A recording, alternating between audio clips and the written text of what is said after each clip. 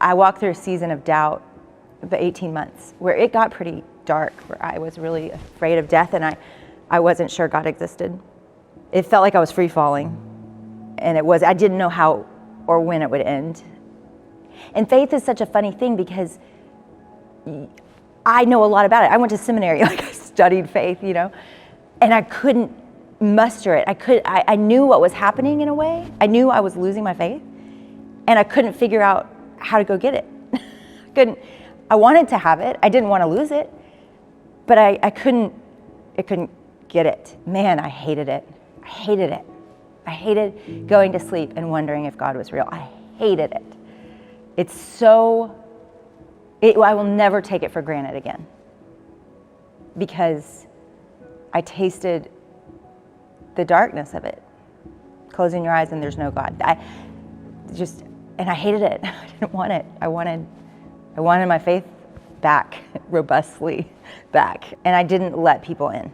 I just didn't. And it wasn't a really intentional thing. I think it scared me so badly, I was scared to say it out loud. And the thing that I'd done every night, because I didn't know what to do, it was always at nighttime that I would wake up and wrestle with God. I would wake up at 3 a.m. and I would ask these huge questions. Is this real? Is this pretend? What's happening? I don't know.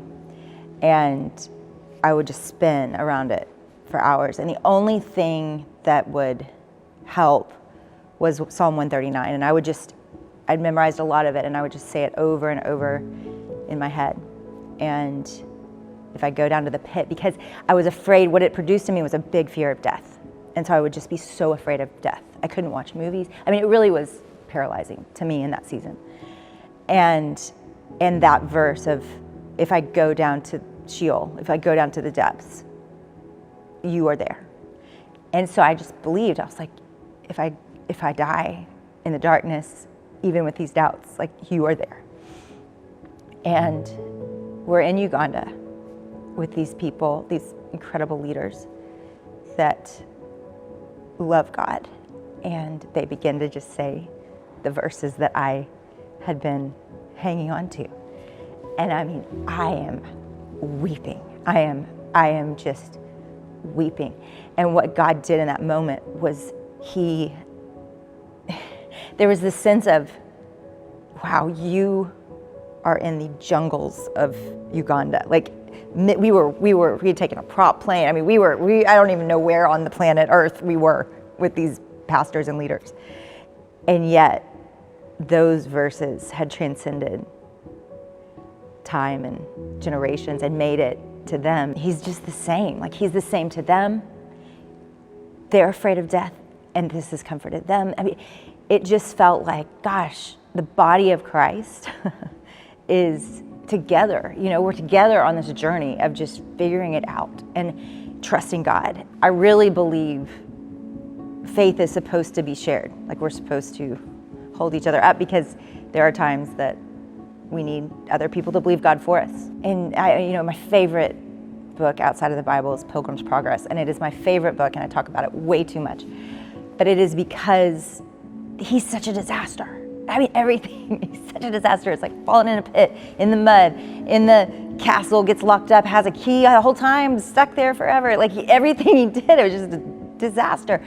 And yet, it was the symbol of like how it would go. And I think when I was young and I thought about the church, I just thought, how it goes is you become a Christian and then you keep getting better and better and better and better. And it's like, wow, that's not at all what happens. You go through 18 months of doubt and wondering if God is real in the middle of like a profound ministry, public ministry. And I think Pilgrim's Progress just gave me the comfort of, yeah, that happens. What emotions are for is to feel them. And we're missing, the connection with each other and connection with God, because we feel like, gosh, we shouldn't be feeling that way. It's as if you're mad at God, that there would be something wrong with that would need to be fixed. I'm like, well, he doesn't leave. He's just there. And he tears up when I tear up, and he feels mad when I feel mad. And I just think he's more empathetic than we can imagine. And he wants to go through it with us. And I've been there so many times where I'm like punching, his chest in a way, and he just doesn't go anywhere. And I'm like, that's what we all hope for. You know, it's just that we can throw the fit and that and feel what we're feeling, and the person doesn't leave the room. That's what we want. That's what we hope for. And he hasn't left the room. Like, I don't care what, if you've never acknowledged his existence, like, he's never left the room. And he's still there, and he's fighting for you, and he's gonna be there. I just think so much of the theme of my life is just learning grace for me and how much he has for me.